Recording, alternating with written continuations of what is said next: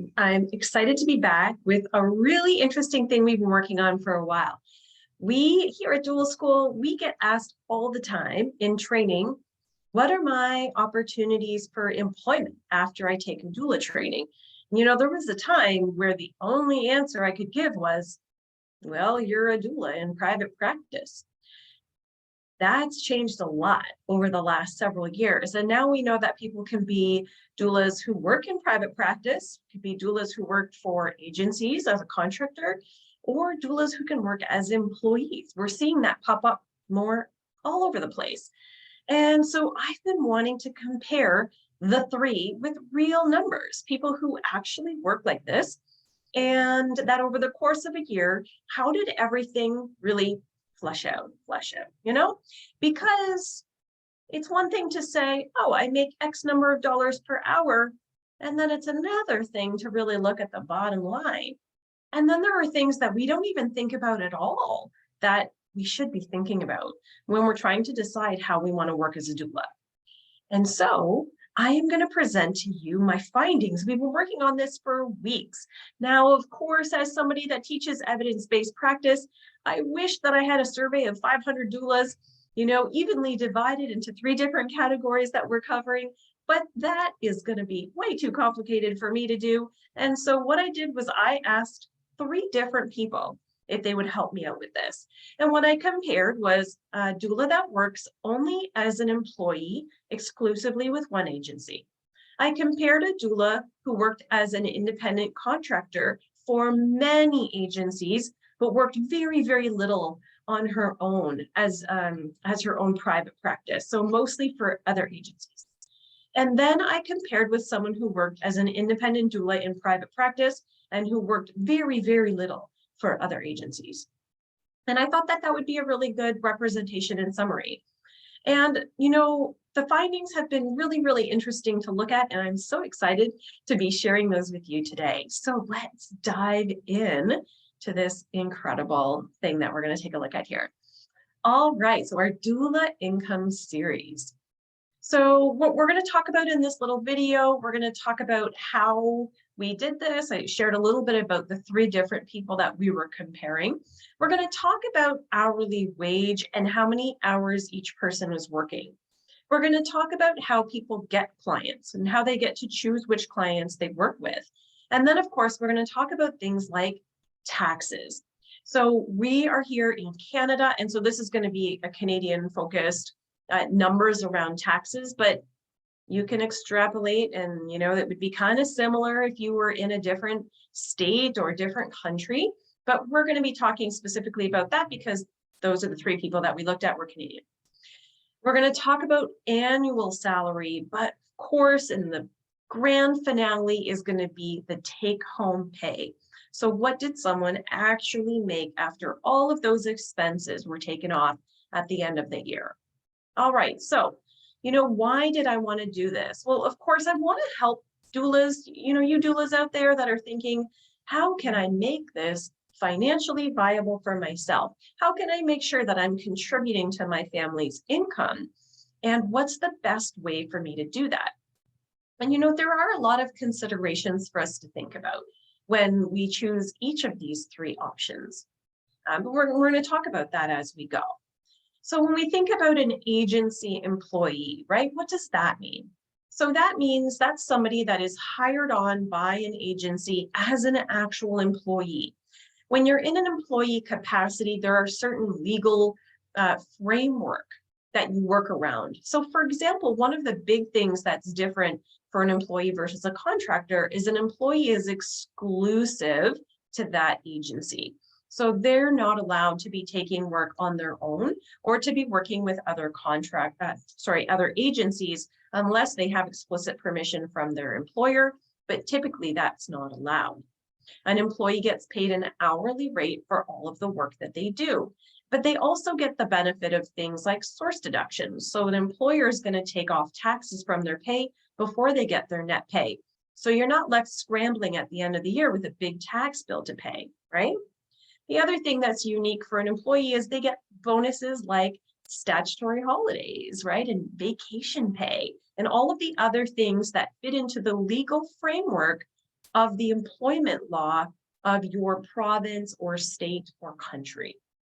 A contractor or an independent contractor, and you'll often see it referred to as an IC when you're reading groups and stuff online. So IC stands for independent contractor. And that's someone who, in theory, that's someone who owns their own business. And they're working with usually many different agencies as a subcontractor. So in the case of a contractor, there's not an employee-employer relationship. That contractor can't be restricted by that agency that's hiring them. They can't be restricted for working with other agencies. In fact, they can't be really restricted a lot on very many points. Of course, that agency might have a specific rate of pay that they give. And often that's done as a percentage of what the client pays. Often maybe 70-30. So the independent contractor will make 70% of what the client pays, and the agency will retain 30% for all of the work that they're doing. That split could be 90-10, 85-15, 80-20. I've even seen it go to 50-50. So it can really be kind of all over the place, and it might even vary depending on how much experience you have. But the most typical percentage or split is about 70-30. When you're working as a contractor, you are responsible for your own taxes. And in many ways, you're also going to be responsible for some of your own marketing. So there are independent contractors who don't have their own website, don't do any of their own marketing. Well, the marketing they do is maybe just networking with other doulas and other agencies to be able to get hired consistently by them. And in the case of the person that we used to get the numbers for our contractor position, that was someone who worked with many different agencies. And I think it was less than 15% of her revenue was work that she had found on her own. So almost all of it was done with other agencies. And then finally, as an independent doula, and the benefit of being an independent doula is you get to make all the decisions. You get to decide how much you want to charge, right? You are going to bill the clients directly. You're in charge of all your sales and marketing. It's all you, right? Everything is you. So that's kind of what that means. All right, so we compared all of the things across all of these different elements, and we got people to take that for the past year of the work that they had done. All of the figures that we're using here are in Canadian dollars. And if you want to go ahead and, translate that into what it might mean in your area.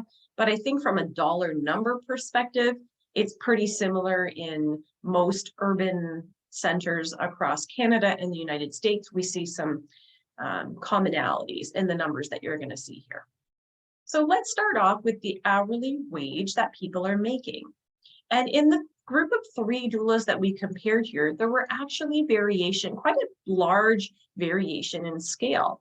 Our agency employee made anywhere from $24.50 an hour to $26.50 an hour, depending on the work that they were doing. The contractor doula, we can see made about mid-30s, right? And the independent doula made up to $40 an hour. Now, of course, this was all just an average and a range, because you can imagine for the independent doula, they had discounts if clients bought bigger packages for postpartum support. So that changed a little bit. What we're looking at here is postpartum support values. So we can see here that the independent doula by far made the most if we look at an hourly rate just purely on the number that's coming in, not counting any deductions or anything like that. Next, we're going to have a look at how many hours the doula worked in an average month. And so our agency employee doula worked the most at over 150 hours a month. So we consider typically a full-time job is 40 hours a week. And this doula on some weeks worked a little bit more. Some other weeks worked a little bit less, but that was the average was for them to work a complete full week every week. So around 160 hours. We can see that the contractor worked just a little bit less, in the 140s, somewhere in there. And the independent doula worked the least based on their estimate of how much they worked, coming in at just about 60 or so hours per month. So that's quite a big variation. And there was a point in our assessment where we asked ourselves, should we try to find another independent doula to compare that was more equal with the others? But one of the things that was really important for us was to find 3 people who were at the same career stage in terms of the years that they had been a doula. And why we decided to keep this particular independent doula was because what we often see is people who feel really firm about working as an independent doula and not getting any other outside help is we often see that at the 2-year mark, they're quite a bit behind from the other doulas that are willing to work with various agencies and of course from the employee with regards to how much money they're making and how much they're working. And I think it's really easy as a new doula, who's trying to build your own business to say, but I want to make all of the decisions. I want to be the one who's doing my own thing and building my own business and working to do that. And I think that's wonderful. I'm one of those people who did this, but it takes longer for most people to get to that point of being super, super busy without going to other outside agencies. And so we wanted to keep this person in because although, of course, they had reasons for why they were working less and making less money, we thought it was important to show 3 people who were at the 2-year mark in their career and what that might look like. All right, so one of the things to consider is, do we get to choose the clients that we want to work with? And in assessing the 3 different roles, of course, as an independent contractor, you always get to pick. You are the only decision maker. You decide if you want this client or not. A contractor, of course, they get to decide if they want to take a specific client that's available, but it's not reserved for them in particular. If you work for an agency that has many doulas, you might have 4 doulas that say, hey, I'm available, right, for a specific client. It's not a guarantee that you're going to be the one to get that client. And so there's a little bit less ability to really be really intentional and specific around which clients we want to work with. As an agency employee for this particular employee, they got first dibs. So when the company they worked with put out the available client options, it went to them first before it went to any of the other contractors. So of course, what we see is for an agency employee, there's typically less flexibility in terms of working. Most agencies that hire employees, they want their employees to be working full-time or a specific number of hours each week, and they're going to fill that employee's schedule with that. Now, sometimes that's why someone wants to be an employee, because they want full-time hours, because they have full-time and regular financial responsibilities in their lives. But if you're in a different position, maybe you prefer the idea of being an independent doula or a contractor where you have more flexibility to say, you know what? I don't want to work for the whole month of July and August. I want to take it off with my kids, right? And so as an employee, of course, that would be really unlikely to be approved. But for the case of the other 2 options, then of course, that's a possibility. We then looked at liability insurance premiums. And in comparing the 3, we saw that the agency employee had those premiums covered by their employer each year. The contractor and the independent doula both paid for that on their own at the cost of about $200.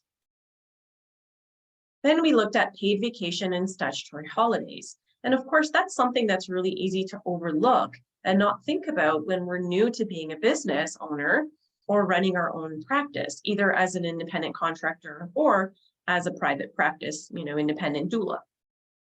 So what we see here, it's pretty one-sided. The agency doula had about $1,400 in vacation pay and $1,400 in statutory holiday pay over the course of 1 year. Neither the contractor or the independent doula had either of those things. We also asked each one to tell us how much the typical birth fee was to the clients. So the client fee ranged anywhere from $1,250 to $1,560 for the agency doula. For the contractor, they charged $1,400, and the independent doula charged about $1,500 for their package. So we can see that the range was, was pretty similar, but there was a little bit of a range there. Now that, of course, is the client fee, that what the client is paying the doula, not necessarily what each of these is using as a take home, but I just wanted to be able to give an idea for what the average rate was. Then we looked at things like paid prenatal visits and consultations. So of course, when you're working as a contractor with many agencies, you don't get paid typically for these consultations. Sometimes you're going to do a consultation, you're going to get the client, and so you'll get paid later on in your birth fee or in the hourly rate of your postpartum fee, but you're typically not going to get paid for doing those. And so if it takes you 4 consultations to get 1 paid client, then for 4 times, you've done work that you haven't gotten paid for. The agency employee, of course, has to get paid for everything that they do. That's usually the law. And so that is a paid benefit that they have. The independent doula doesn't really get paid by the client per se, but because they're the only one making the money, we can loosely say that they're getting paid for prenatal visits because their company, their practice is paying them for all of the work that they're doing. We look at sales and marketing costs, and of course, the doula agency employee pays nothing for those things. There's literally nothing that they have to pay for because they don't have their own business. They don't have their own company. Our contractor doula spent about $1,500 in sales and marketing costs, and our independent doula had spent about, I think it was like $650 or something like that, or $700. So it was quite a bit lower. It was about half of what the contractor made, and it was all admin. So they actually told us that they spent $0 on marketing. And that was so surprising to me that I actually went back and said, wait, I just want to make sure that this number is correct. Is it really possible that you didn't spend any money on marketing? What about a website? What about a domain name? And they said that they had been trying really hard to create their website, but that they were quite a bit behind on that and hadn't gotten to finishing it. And this really, one of the reasons that I wanted to keep this in instead of trying to find another person that was made more similar range to the other two, is because I think that's very representative of doulas that are in independent practice, and they're trying to do so many things at the same time when they start, and it becomes really, really challenging to get anything done. Like jack of all trades, master of none. Right? And as a small business owner, that's been one of the toughest things for me to learn, is that as a small business owner, we start off being all of the things. I came from the corporate world, and I remember when I had my first IT problem and I went to pick up the phone and call IT, the IT department. And I was like, oh, shoot, I'm the IT department, but I'm also the HR department, and I'm the operations department, and I'm the sales department, and I'm the marketing department. Right? And I'm finance, and I'm all of the things. And if it's taking us a little bit of time to learn these new roles and acquire these new skills, then what happens is we're slower to grow. We're slower to get to where these other 2 people are. When we looked at things like bonuses and other covered expenses over the course of the year, other benefits. And so contractor and independent doula, of course, there's no one giving you any special money for special things, but our agency employee in this case had just under $3,000 between all of the other bonuses that they got, things that they were reimbursed, continuing education that was paid for them, and a year-end bonus based on the company's profitability. So that was really awesome that they got that extra bonus. Then we look at things like pension contribution. And in this case, we were talking about the Canadian pension, so what we call CPP. So CPP is paid at a very specific and consistent percentage for all people in Ontario and Canada. And so But here's the thing that's a little bit different. When you work for yourself, you pay for twice the amount that you do than when you're an employee. Because when you're an employee, your employer is going to pay for half of it, and half of it's going to come off of your pay. So you're literally going to pay half as much as someone who works for themselves. So about $3,000 for the agency employee, double that for the contractor, and just over $1,500 for the independent doula in private practice, but primarily because they made quite a bit less, as we'll see in a moment, they made quite a bit less than the other two doulas. The percentage is the same between the independent doula and the contractor doula. The agency doula is half as much as the other two. So taxes, of course, if we make income, we all need to pay taxes, right? I mean, listen, you might be taking money under the table from clients, right? You might be doing that to not have to pay taxes, but newsflash, folks, that's called tax evasion. That's not legal. That's not something that my agency has ever done in any capacity. 100% of the revenue that we make runs through our business properly, and we pay taxes on that. So as doulas, as employees, as contractors, as independent doulas, right, you should all be doing that as well. Now, the main difference is the employee, that tax money gets taken off each pay before they get their pay, right? And the company remits that to the government each month or each quarter, depending on their setup. So at the end of the year, that doula, the agency employee doula, is likely to get a tax refund, potentially, if they have some other credits, tax credits or other deductions that lower their tax bracket, for example, or different credits.